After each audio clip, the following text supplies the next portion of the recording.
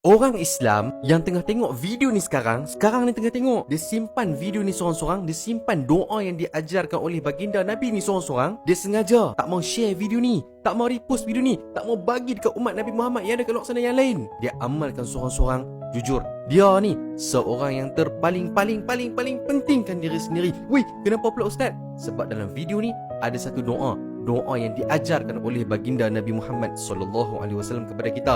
Doa berkaitan dengan rezeki. Apa Ustaz? Doa berkaitan dengan rezeki? Ya. Okey Ustaz, kami tak sabar ni nak baca. Dah share ke tak lagi? Dah repost dah. Kami dah share dah. Kami dah repost dah Ustaz.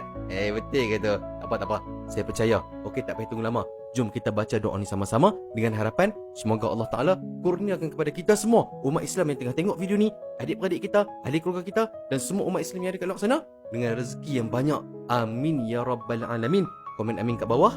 Tengok skrin, kita baca doa ni sama-sama nah. Okey, ikut sama-sama nah. Waktu saya berhenti, time tu ikut nah.